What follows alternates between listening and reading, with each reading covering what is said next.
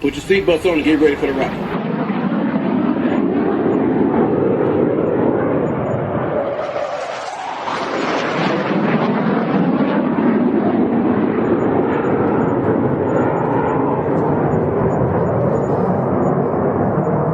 We're the freaking New York Jets, so we're built for this shit.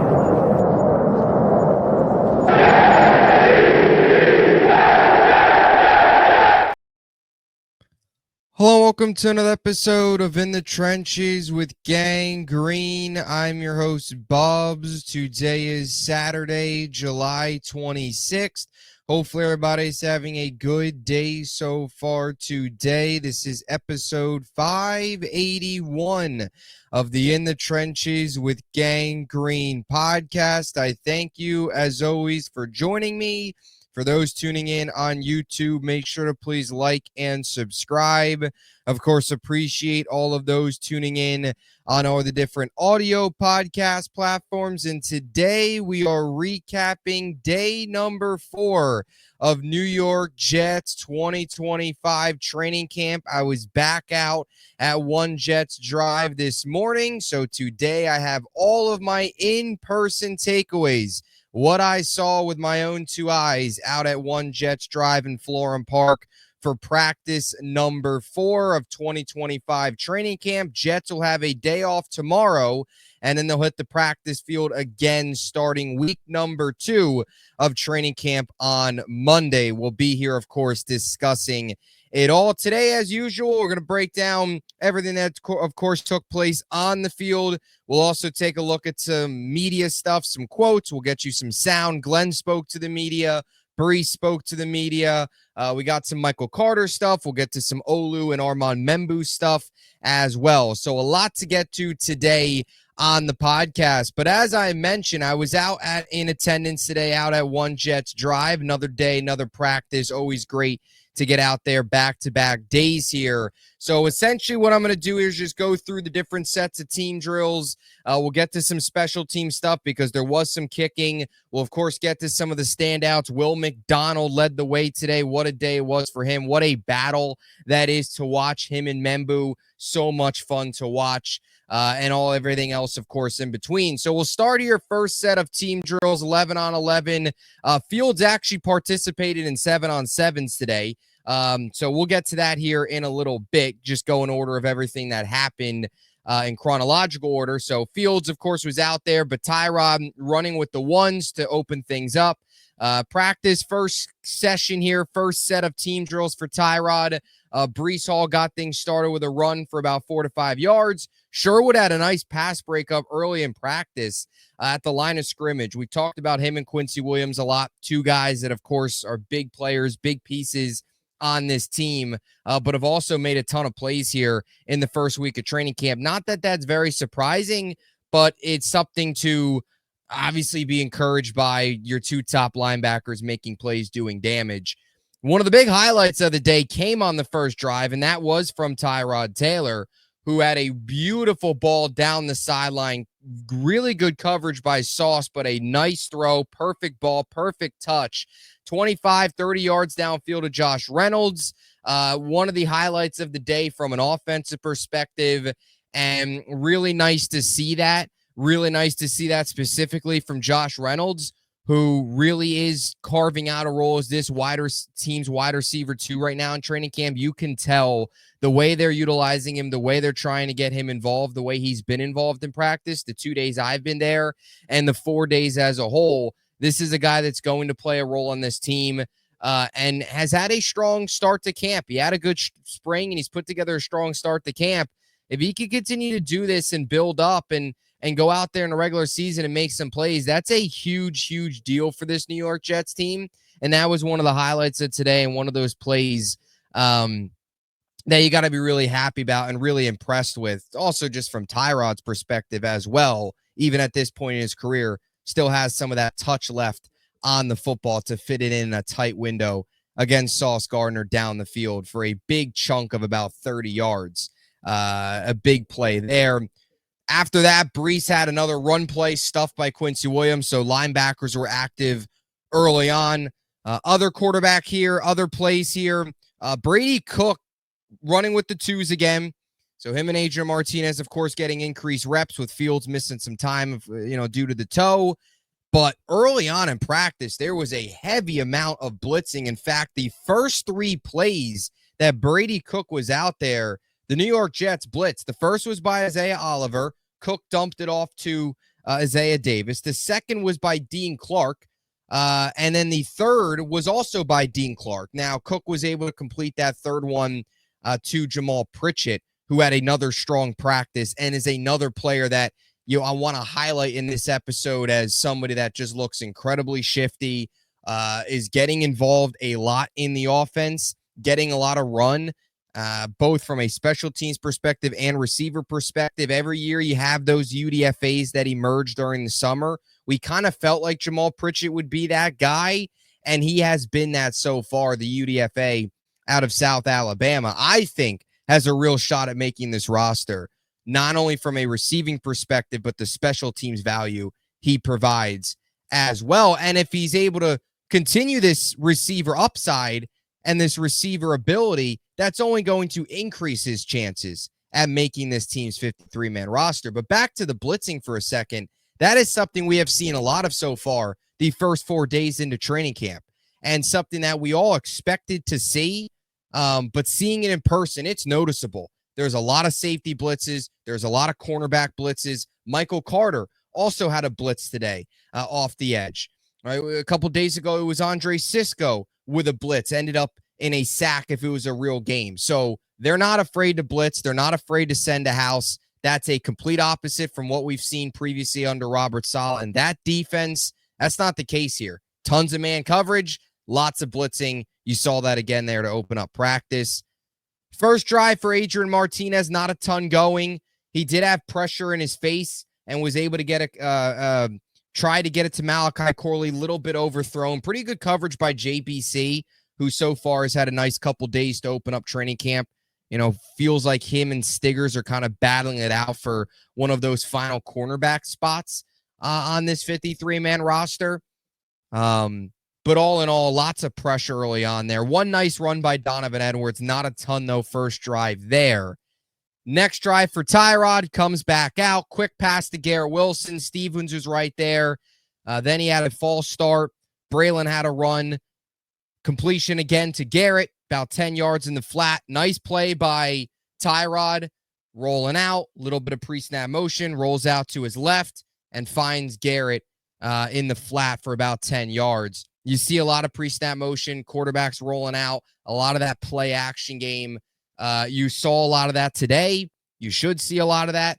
We expect that under Tanner Engstrom. You saw that on that play.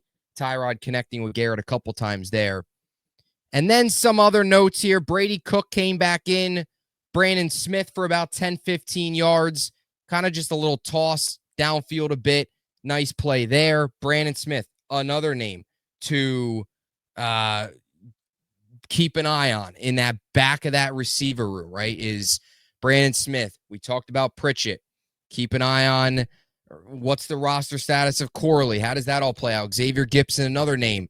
All of those guys all kind of jumbled into that final couple spots there. Names to continue to watch. Names who have impressed so far, right? Corley had the touchdown yesterday. I thought Gipson, who will get more into detail over his next couple minutes once we get to the plays that he was involved in, I thought Gipson actually had a pretty good day today as well. Pritchett, of course, another name there. Brees then had a run play after that, and it's tough to tell. He probably would have ended up being brought down, but Isaiah Oliver at one point did end up punching the ball out. I don't really read too much into that just because it's no pads, and it was towards the end of the play. I think it was one of those just end of the play. Isaiah Oliver kind of just punched it out, and the ball popped out. In a real game, I don't think Brees would have gotten that far, but just throw it out there. Anyway, Martinez then came back out, and I'll tell you what, Peyton Page today was all over the field. And I know that's probably a name that not many of you people realize or know, but he's a name that stuck out to me. He was all over the field today from a defensive line perspective. Blew up a Donovan Edwards run. Prior to Martinez, the next play, Martinez ended up getting a completion to Pritchett. Another one of those in the flat, rolling out to his left. making a nice throw on the run. But man, oh man, Peyton Page, who I doubt makes the 53, but one of those third team roster, most likely not going to make the roster training camp performances today, where his number was all over the place. Run defense, getting to the quarterback, all that stuff. He was very noticeable. So those are the first sets of team drills. Now on to more team drills. Tyrod tried to get it to Reynolds again. This time Sauce won it. Good coverage. A little bit of a high throw. But even if he got it to Reynolds, Sauce was pretty draped on him. Brees then had a run. Really nice block by Olu on the outside. Brees bounced outside. That's been a positive development that we've seen with a lot of these run plays early on in training camp, where you're seeing a lot of these run plays outside. And Olu was kind of pulling, being that lead blocker. Really nice job. From my vantage point, couldn't quite see who he blocked, but he put a really, really nice block on one of the second-level players. Looked like a corner or potentially safety that dropped down, but a really nice job by Olu getting to that second level and opening up a run lane for Brees, one of his nicer runs on the day. Quincy then had another run stop against Isaiah Davis. That was 2 already in the practice. And then Tyrod went back to Josh Reynolds across the middle. Lots of time. Really good job by the offensive line on this play. And he was able to get it to Reynolds for about 10 yards. So another one of those examples of Tyrod looking Reynolds' way. As for Brady Cook, started his session here on the second set of team drills with a Braylon Allen run, which was swallowed up by Leonard Taylor. So one of those interior defensive linemen that we talk about when we talk about the DT2 emerging next to Quinnen Williams. Leonard Taylor is in that mix. He had a nice run stop there. And then one of the big defensive highlights of the day, minus Will McDonald, who put on a show, especially towards the end of practice, but interception by A.Z. Thomas, the rookie. Really nice interception by him. Great job jumping the route, putting his arms out.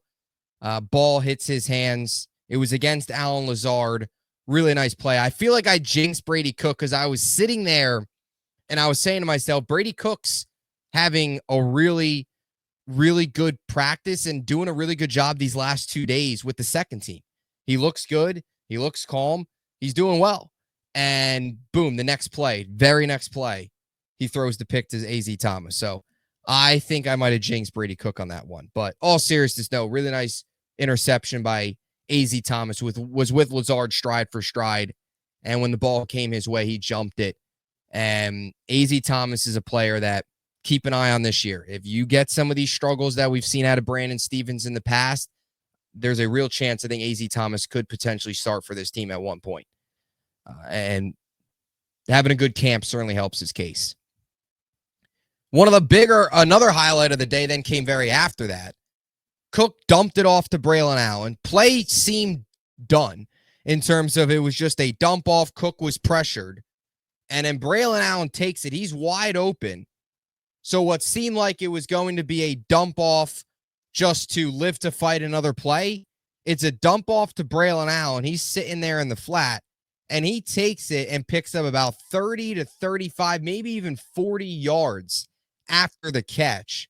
And it looked like he may have taken it for a touchdown, but from what I saw, I think probably about the 10 or 5 yard line. In a real game, he probably would have been tackled.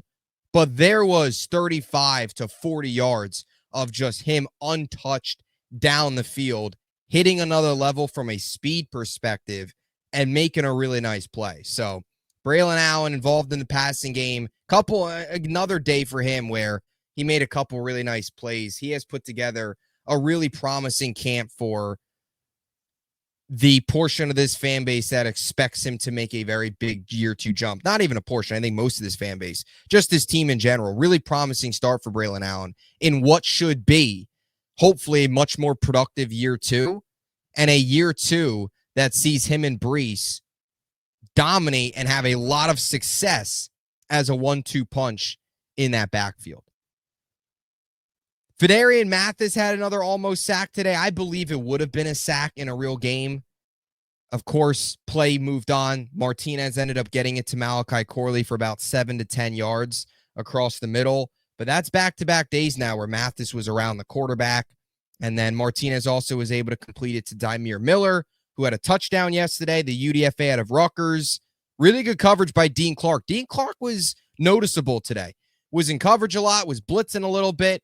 So, again, I don't necessarily think he's going to make the roster, but one of those safeties, UDFA, of course, to, out of Fresno State to kind of keep an eye on, and maybe practice squad guy, we'll see. But he was noticeable. His number 35, he was in a lot of plays. So those are the first set of team drills, first couple. Now, in terms of the 7-on-7 drills, this is some of the more important stuff. You get to Justin Fields. So Justin Fields yesterday was just basically throwing around pre-practice, and then during individual positional drills and team drills, he didn't participate, but did participate in 7-on-7 and was very efficient. Had a completion to Garrett to start in the slant, or on a slant route, then had Mason Taylor in the flat. He was against Andre Sisco. And then a beautiful ball, definitely his best of the day, to Tyler Johnson, about 30, 35 yards downfield. Really nice job. Johnson split the safeties, got over the top, split Tony Adams and Andre Sisco. Perfect ball, nice touch, catch and run for probably maybe another 5-10 yards potentially. I think he would have ended up being brought down, but a really nice job over the middle downfield. Fields connecting with Tyler Johnson. He then had another completion to Garrett Wilson for about 10 to 12 yards across the middle, and then a completion to Braylon in the flat. Nice one-handed snag. Completion to Gibson in the flat. Completion to Brandon Smith on a slant. And the last play for Fields was a completion to Arian Smith, but it looked like the ref was kind of ruling that he didn't get his feet in. It was tough to see, and no replay. So if you want to count it. That's essentially 8 for 8 for Fields. Bottom line is Fields went out 7-on-7 and looked really good. He did. And I know it's only 7-on-7. I know you take it with a grain of salt. There's context to it, but he was pretty much perfect. He was pretty much flawless. And the highlight was the deep ball to Tyler Johnson, which I think is a nice connection to see, because Tyler Johnson's a player in that wide receiver room that this coaching staff, this team clearly brought in and views as a player they can get more out of and could play a role in this team. And there's a real chance if Tyler Johnson can take another step, he might be a guy that can maybe step up and insert himself maybe as this team's wide receiver 3. And I'm not saying that just because he made one catch today.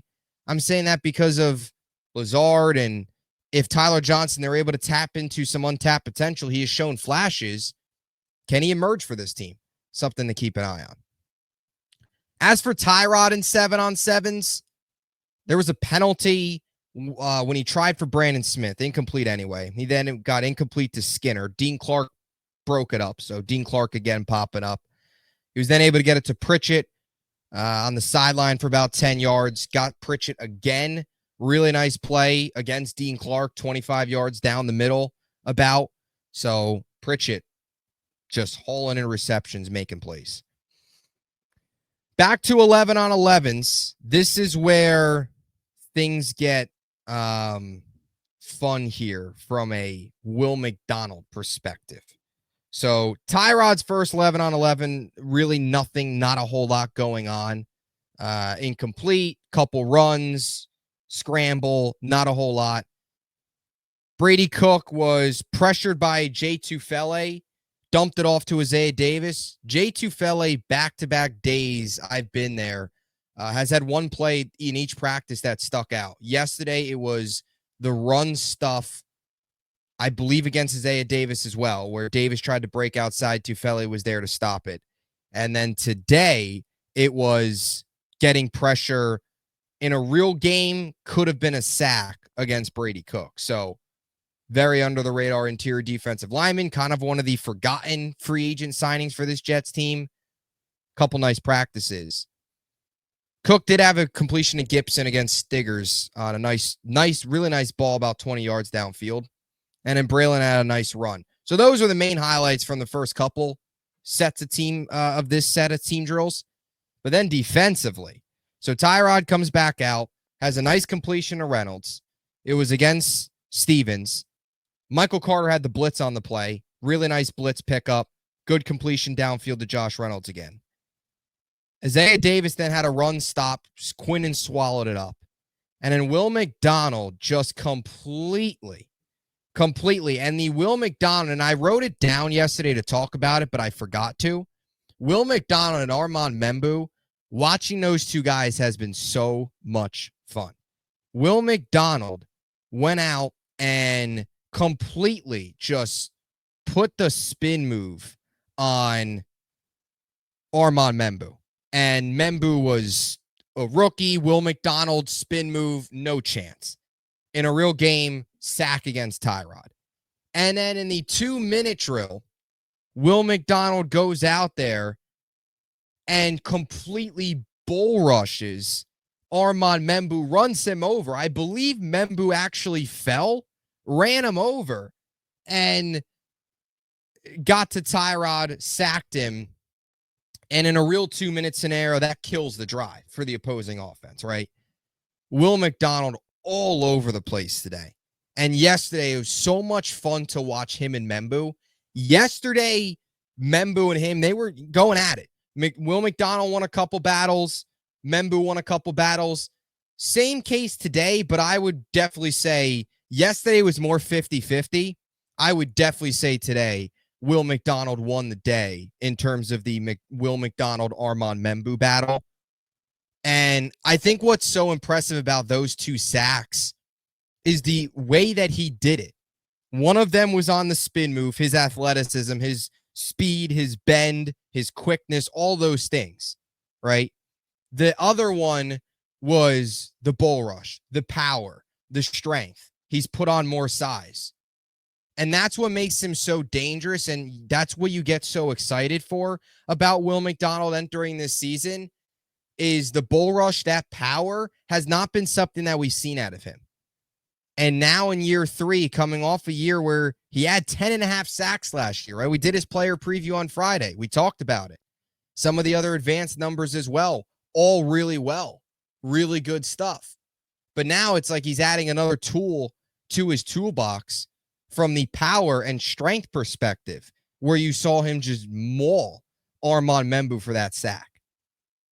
So Will McDonald towards the end of practice, couple really, really big plays, and really walk away from practice as one of the stars of the day, for sure.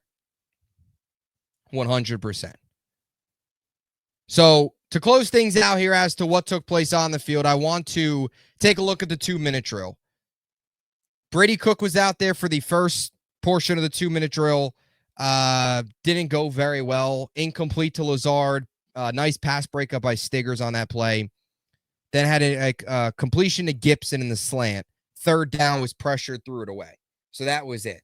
Then Tyrod took the field for the 2-minute drill.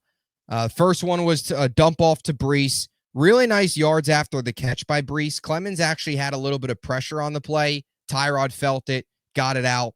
Brees got into the open field, down the sideline a bit. I would probably say he picked up about 10, 15 yards.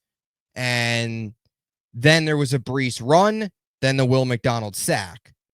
And then Brees run again. So 4th down, Mevis came up, kicked the field goal.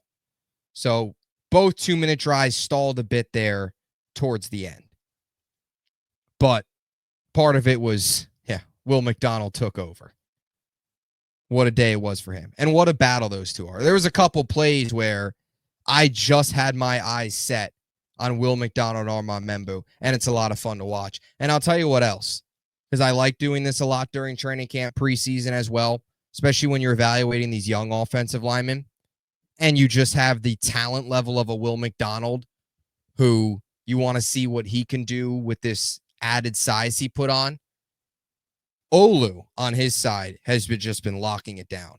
Him and Clemens, there's times where he just destroys Michael Clemens. Olu looks very good. A lot of just really impressive reps when you just watch him for a couple plays. It's a lot of fun. And it's exciting. So that's what took place on the field. Couple other notes, because we do have some special team stuff. And then I also want to get into one other thing that caught my eye before we get to some sound and close things out for this episode. So kick returns, the Jets did some kick returns today. The players back returning the kicks. Jamal Pritchett was back there. Ontario Wilson was back there. Arian Smith, Xavier Gibson, Kene Nwangu, Tyler Johnson, Malachi Corley. So all those guys were back returning kicks. And in kickers, kicked field goals today. True kicking competition, Caden Davis, Harrison Mevis. The first kicking session consisted of 3 field goals. Davis hit all 3. Mevis went 2 for 3. And in the second kicking session, Mevis won that battle. He went 7 for 7. Davis went 6 of 7. So on the day, Mevis and Davis, sounds like a cartoon show or something. Mevis and Davis. On the day, they went 9 for 10 each. 10 kicks, 9 for 10 total. So that's your kicking update. Davis definitely has the bigger leg. Mevis concerns me from deep. You can tell, and he missed. His only miss in the first kicking session was from 50 plus. From deep, I'd put more faith in Davis. He's got the bigger leg. It's just the accuracy. Mevis's 50-yard miss was real ugly, but so was Davis. Mevis's was hooked way left, and Davis completely pushed his to the right. So I still venture to say I really don't know if the starting kicker and starting punter for this team when they take on the Steelers in Week 1, September 7th at MetLife Stadium, I still would not be surprised, and I still think there's a strong case that neither the kicker or punter's on this roster. But we'll see. That's the kicking battle. A lot of it will come down to the preseason. If they're missing kicks in games, then you really, training camp's one thing, practice is one thing, game environment, preseason, that's where you really get a better idea of who's going to win the battle or if you need to go out and make a change. One other note that I thought was really interesting, there was a tackling drill today that Aaron Glenn did that I thought was awesome. It was a little bit of like this open field tackling competition where there'd be somebody with the ball, somebody, of course, tackling, and defense versus offense. And it was really fun to watch. Had a lot of energy. You could tell the players loved it. And Glenn was active in the drill. It was awesome. And just those little things. I talked about some of my takeaways from what I saw out of the coaching staff yesterday. Little things like that, plus what we saw today, those drills you never saw with Robert Saleh. And this is even with pads on that they were doing that drill. Completely different. Such more physicality, competitiveness, working on tackling, working on the open field tackling. And the players loved it. Players were fired up. Tony Adams was hyped up. He won a couple of his battles. And then to close out the drill, before they broke up into team drills again, Garrett and Sauce went against each other. Sauce won the drill. Defense went crazy. It was awesome.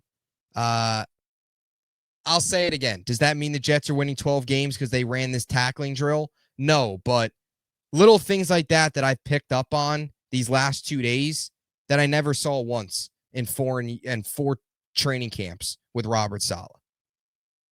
I've seen more coaching. I've seen more words come out of Glenn's mouth, I think, in 2 training camp practices than I did in Saleh. As a matter of fact, I think Aaron Glenn may have taken more steps in 2 training camp practices that I've been to than I saw Robert Saleh take in the 4 years of his run at training camp. Seriously.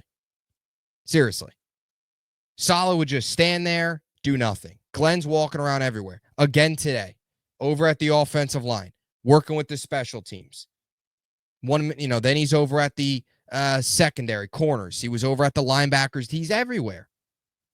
That was not Saleh. It's a nice change. So with that being said on Aaron Glenn, we got a couple highlights from his press conference today that I wanted to play.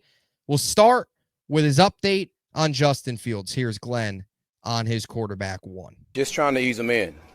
We said it before, it's going to be a collaborative process between him, Zuff, myself, to make sure that he's ready when he get involved in team drills and things like that. So I thought he did a good job in the 7-on-7. And the thing is, he has a ways to go until we get him out there, and we're going to make sure we keep the process going, with the protocol going, to make sure he's ready. Smart decision. Keep him, don't rush him back. No need to. Of course, want to get the reps. He needs the reps. He'll get the reps. Good to see him out there 7-on-7. You could tell they eased him back into it, right? Yesterday was just throwing pre-practice. Today, it was more throwing 7-on-7s. He was also doing some more positional drills. Pads come on as next week goes on. You'll see more. Get him back into full team drills and fully going. And one other note, too, on fields. After practice, he was on the second field, the middle field. I could see him from afar doing some running. And I actually got a closer look as I was leaving. He looked fine. So he was doing some running as well. So he'll be back soon here, and the right approach to take it slow. Glenn also talked about the competitiveness and the physicality so far at practice and the mindset of the team on that. Here's Glenn. And that's what we plan on doing, like, every day. I mean, the nature of what we need to be is a highly competitive team. And listen, our guys look forward to that. And they know that's the expectations anyway. And if you can't live up to that, it's going to be hard to be a part of what we're trying to build. So, but I will tell you this, we have a locker room full of men that really want that. And it's good to see. And you see how guys, they jump up. We have some guys that we want to see go against each other. Then other guys just jump up because they want to be a part of it. So it's always good to see that. The thing is, and I said this yesterday, I don't have to tell guys to giddy up and go. Like, guys are just going because they want to be a part of it. Talking a little bit there towards the end about that tackling drill as well, with the guys wanting to go against each other, wanting to be involved. Clear difference from what we saw under Robert Saleh. The competitiveness, that nasty mentality, that physicality, all those things is what this team's identity is hopefully going to be and what Glenn wants it to be here. Glenn also talked a little bit about Will McDonald. Basically, in terms of using his power and using that strength and what we saw him where the bull rushes and things like that, feels it's a coaching thing. And I tend to agree as well. Saleh and the previous coaching staff, they never really, it was more of Will McDonald's athleticism that they used a lot more and wanted him to use more. It was never really try to put on more size, try to put on more strength, bull rush. They never really taught that with him. You could tell because they never really used it much in games. Adding that tool now to his repertoire is a big deal. And if this coaching staff can get more out of him after he already had 10.5 sacks, that's huge. One other thing on Aaron Glenn, thought this was really cool before we get to some player quotes and clips. Glenn talking about his first week of training camp with the Jets being their head coach. Thought this was really cool. Listen to Glenn. Yeah, it's been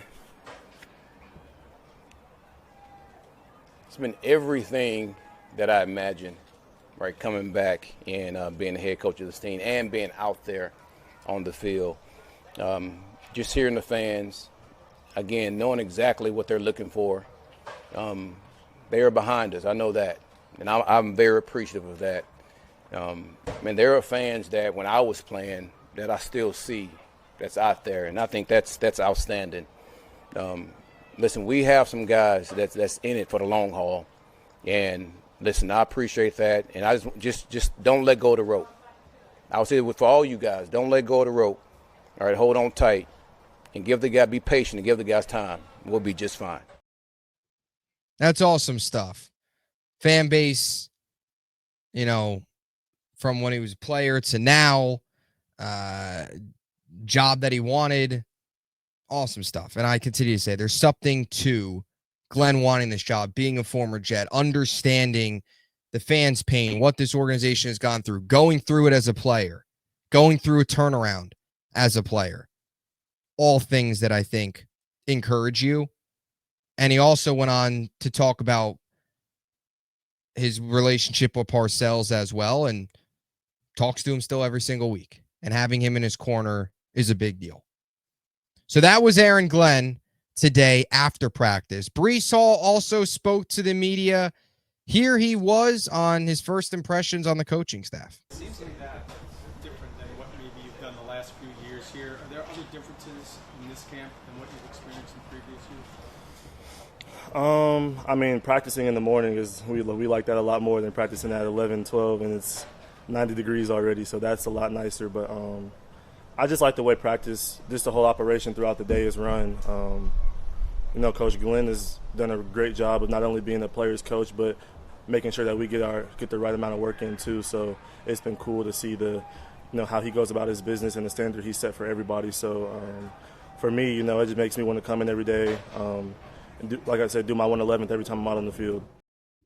Really encouraging stuff from Breece. Not only just that clip there, but as the press conference went on, Breece also talked about, and I thought this was interesting, a little bit of a jab at the last coaching staff. Described the instability last season, because, quote, instability. He described it as last year, and he felt that during training camp. And I think we all did, right? It was in terms of looking back on it, what the Jets tried to do last year and what the previous regime and coaching staff was all about, really looking back on how poorly run and how bad of a spot that locker room was in. Breece clearly sees a difference there. He also talked a little bit about the offense and how it's gelling so far. I think, from a whole offensive standpoint, the guys we're all really bought into this run scheme. I think it fits our backs more. I think it makes a lot more sense to the guys up front and the reasoning why we're doing everything and what we're doing it for, how we're going to set other plays up, with our run game. So I think, to see how much we've all bought into it and trusting our coaches now has been good. I've said many times, I expect Breece to have a big year. I fully believe in Breece Hall. I know there is a portion of the fan base that is not maybe a little bit out on him, not as confident in him after what took place last year and the season that he had. But I just feel he still has not been properly used. And you give him a coaching staff, you give him an offensive coordinator, you put him in an offense that the identity is going to be running the football and also utilizing him in the passing game. He's going to be a massive piece for this team. And I expect him in the right offense with a good offensive line being used the right way. He should have a monster season. There's no excuse for him not to. And I thought this was an interesting quote here. I want to play this before we move on to Michael Carter, Olu, and Membu and then close things out.